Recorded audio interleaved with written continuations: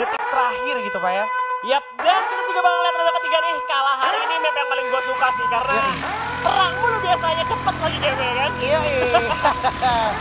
Udah gitu pasti banyak yang main-main di menara-menara. Iya. Nah ini dia langsung Survivor, jangan lupa di share di Free Fire Esports ID ya, di share di YouTube, jangan lupa di subscribe juga dan di like. Dan berikan juga dukungan positif ke jagoan-jagoan kalian ya. Iya, yang mau nanya langsung aja di hashtag tanya FFML juga pastinya. Hashtag. Tanya FFML. Yoi. Dan ini udah kelihatan di komen post sepi banget nih. Biasanya gue ranked rame nih.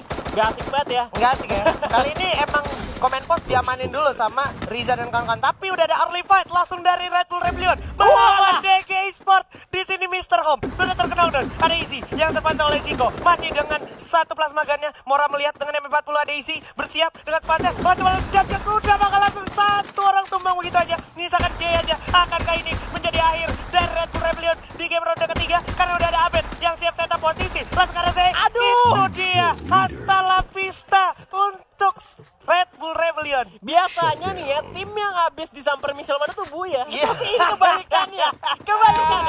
Tapi emang kalau misalnya gue bicara posisi, ini bisa dibilang DG udah nyampe duluan sih. Mereka udah punya resource duluan. Betul. Dibanding RBR yang memang resource-nya kurang. Karena memang ini kan early fight banget. Tadi kita nggak lihat, tiba-tiba mereka udah tembak-tembakan. Sedangkan tadi ada keberanian untuk menjawab dengan plasma gun, tapi nggak bisa menang trading. Akhirnya memang RBR 1-1 kalah. 1-1 kalah, dan dari segi lootingan tidak diuntungkan juga, maupun dari segi patahannya tadi emang kebetulan spread out position dari DG-nya tuh lumayan baik juga posisinya ya. Benar. Nah, Dan di sisi lain juga tembakan kali ini udah ada Ses Bara dengan MP5 nya dari kejauhan. Jauh banget sih pakai MP5, Pak. Bara dengan kesempatan tanggung offline pertamanya. Langsung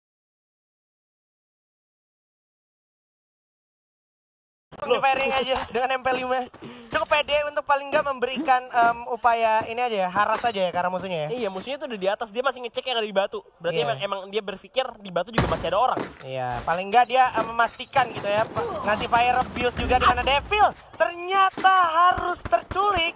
Dengan cukup sulit juga posisinya. Masih ada Razor yang berhasil mendapatkan Lixi, tapi ada Ergan juga yang akan dibalas oleh Razor. Sangat tajam tentunya seperti namanya Razor. Bakal coba diadu oleh Wiza, di mana Wiza dari depan, di belakang langsung refleksnya bagus banget juga. Jar berhasil dapetin Maung, 2 orang, 3 orang, nyisakan Kruger aja. Mampukah Kruger save the day dengan momentum kesempatan baru dari Kruger. Lixi bakal loncat ke arah Kruger, dan akhirnya Dranix Vendetta pun juga harus menyusul Red Bull Rebellion. Dari awal terculiknya Devil, tiba-tiba 1-1 juga dari Razor. Sebenarnya udah berhasil nge-backup juga dari Glowsnya. Dia ngelokin satu, cuman setelah ngecek itu udah gak ada musuh lagi, dia nggak milih untuk nge-revive. Tapi milih untuk maju lagi, dan akhirnya malah dikenokin balik dan dibalikin lagi sama tim Onyx-nya. Dan Onyx kali ini juga untung banget, dia worth it banget karena udah eliminasi satu tim dan mereka masih utuh 4 orang. Ya, masih utuh 4 orang ya. Jadi emang akhirnya Onyx lagi-lagi diuntungkan berkat kerjasama yang baik juga di waktu yang sepersekian detik juga Pak ya. Benar, tadi sih kalau misalkan pikiran gue ya, dibanding Devil harus mundur ke belakang, dia mendingan maju ke depan sebelok kiri. Betul. Sebenarnya karena di belakang itu lu lebih riskan untuk ngetembak. Paling lu berharap sama senjata panci lu mungkin ya kan, tembakannya kena panci karena nggak punya glue juga dari Devil. Akhirnya Devil harus tumbang gitu aja. Bener, dan emang Devil juga tadi lumayan informasinya agak kurang juga. Dia belum tahu secara pasti di depannya itu kemungkinan yang datang bakalan ada berapa orang. Benar. Jadi ya udah, terjadilah terculik, akhirnya mulai ada panic attack juga mungkin. Tadi lumayan ngacak-ngacak juga pergerakan salah dari ini Dranix Pak. Bener, dan akhirnya membuat Dranix harus tumbang di posisi ke-11 ya? 11. Tinggal 10 tim tersisa. 12 tuh tadi Red Bull Rebellion. Iya, RBR. Abis confident mau buyah lagi.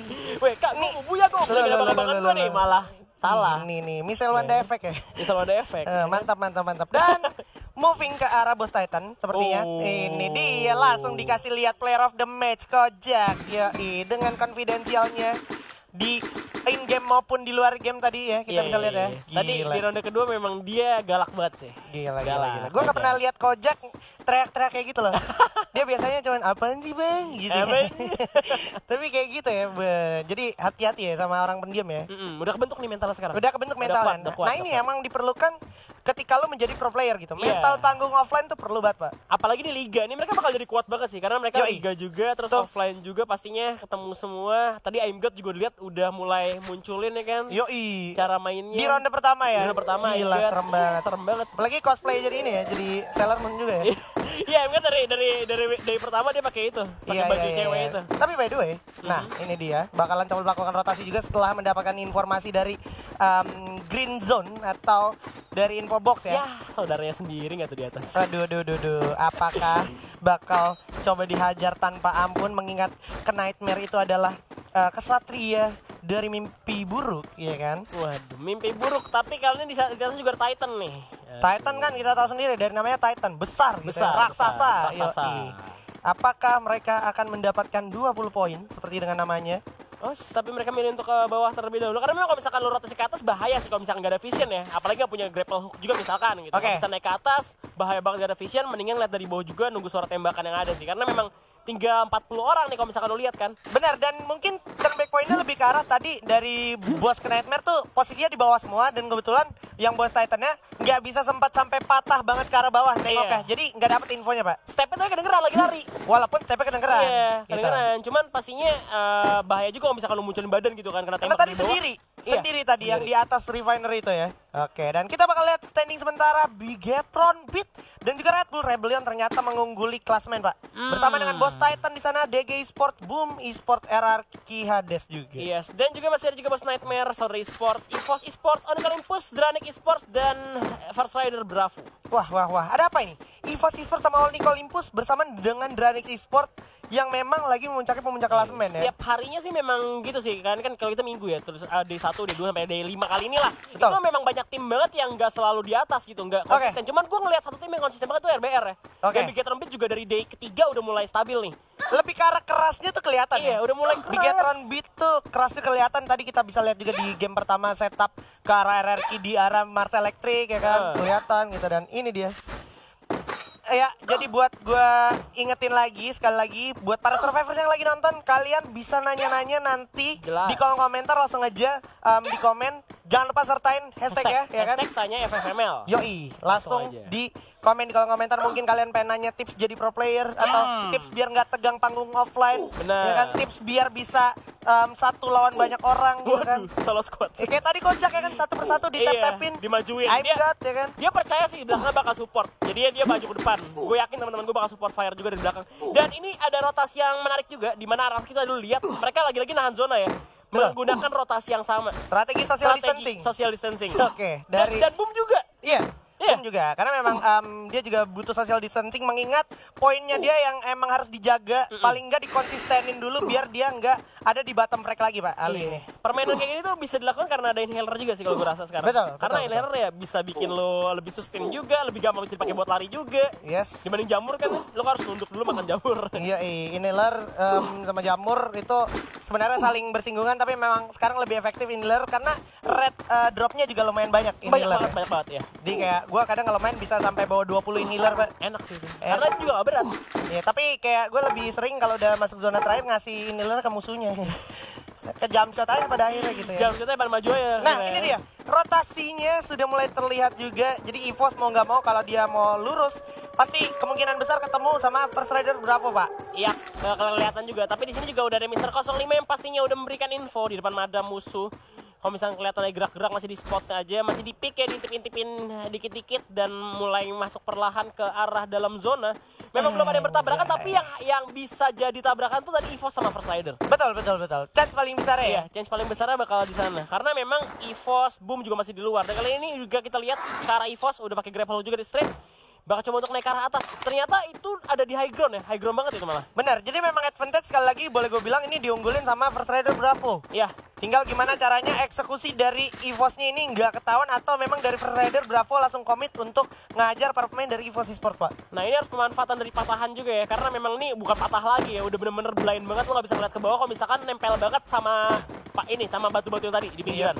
Dan untungnya di sini dari ini dia mampu es baru gue bilang pasti bakalan ke spot begitu aja for no reason, di mana udah bakal coba langsung dibalas juga, jual beli serangan pun terjadi. Sam 13 memberikan inisiasi langsung bergerak komit ke arah atas. Kenzo pun terlihat sepertinya oleh seorang mampu es, bakal coba ditembakin, tatakin lagi, firing lagi, langsung ke arah Kenzo, masih bersama Dewi Fortuna. Ternyata tidak ada satu peluru pun yang mengenai Kenzo. Yes, kocak kali ini masih bisa berlindung di balik dua juga tentunya kali ini ini masih ada Darkal dengan Karnya, bakal coba tengah spot aja. Dia udah nebak nih, pemain EVOS bakal ada di sana mau nge-flanking. Jadi udah bagi-bagi visionnya dari tim First Rider.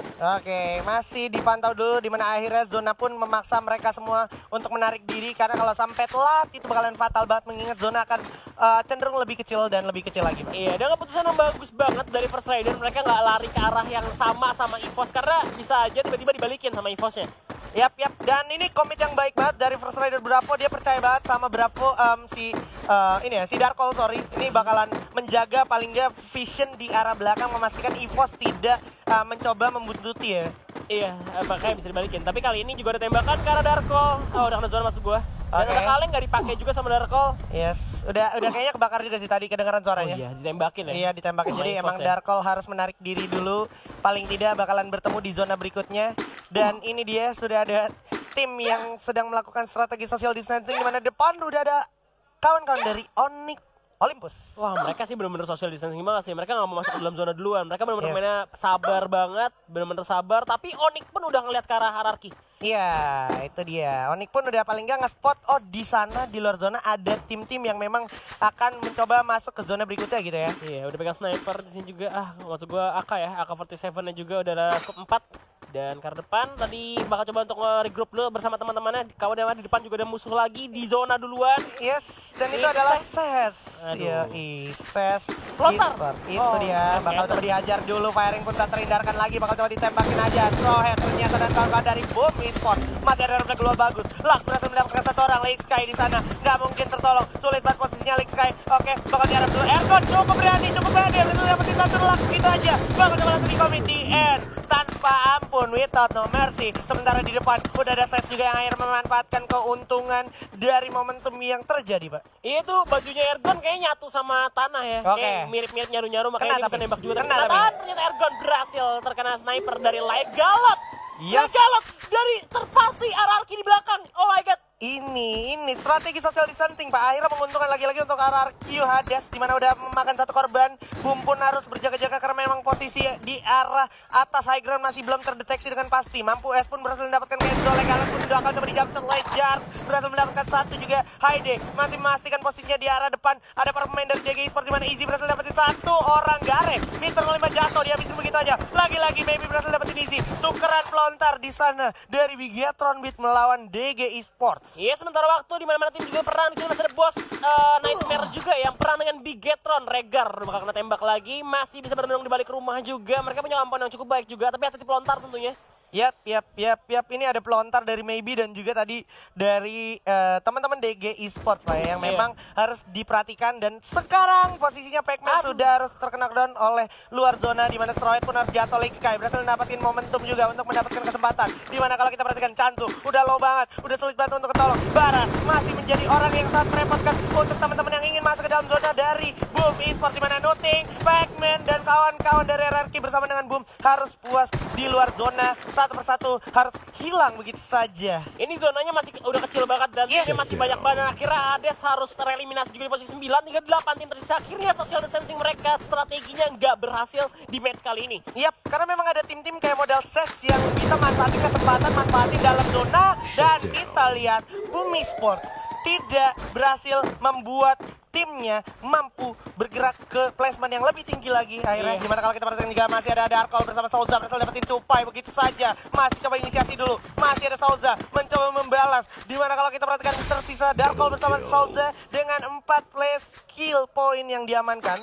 Oke, beberapa tim udah masuk ke dalam zona juga. Kali ini tembakan lagi dari Sesmang juga tentunya zona bakal menutup kembali, di mana First Rider harus berusaha masuk ke dalam zona. Grapple udah dipegang tapi tinggal 2 orang pemain kali ini dari First Rider. Apakah bisa bertahan? Karena selain juga ada Ses yang sudah mengamankan compoundnya. Yes, Souza masih dengan grapple hook gun. Oke, bakal coba dicoba terus. Ada Kojak dari samping. Itu dia, ada Apollo sangat tajam dan First Rider Bravo harus puas di posisi ke-7. Dimana kalau kita perhatikan Apollo masih bersama Kojak akan mencoba mengamankan momentum. Tipos juga harus puas di posisi ke-6 tanpa sadar. Begitu saja cukup sulit akhirnya. Kita lihat masih ada pemain dari Bigetron Beat, dimana Kojak juga berhasil memanfaatkan lower ground di bawah Bigetron Beat. Yes, zona semakin kecil. Lihat sana Apollo snipernya bakal nembak ke depan ke arah tim Ses. Kali ini dimana bos juga bakal coba keras ke arah Ses. Dan Apollo pun memantau dari kejauhan coba untuk menculik satu. Bahkan coba untuk di-steal-kill aja.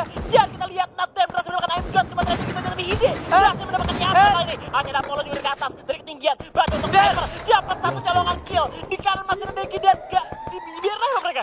Yes.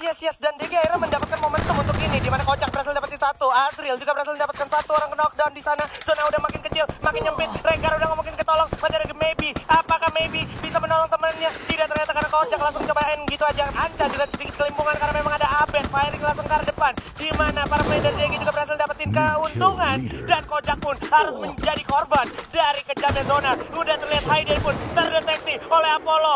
Lagi-lagi nice move, outplay move yang dilakukan oleh Apollo sangat nikmat di arah high ground, di mana Bospir bakal coba ngadu menggulung medical kit buat Saitan puas di posisi ketiga. DG apakah bakal bisa adu gulung medkit karena Abed kalau gue lihat cukup sekarat bakal coba komit. Abednya tidak berhasil, dan ini dia Puya untuk Boss Nightmare. Oke, Boss Nightmare. Gokil. Puya di kalah hari gokil. Kemarin tadi keputusan dia untuk medkit dulu, nungguin musuhnya muncul. Iya. Dan dia punya jendela sebagai vision. Yes. Wah, itu pede banget sih. Itu tingkat pedenya gede tuh. Enggak, itu jatuhnya emang udah gambling banget sih. Iya, Cacing naga-naga karena memang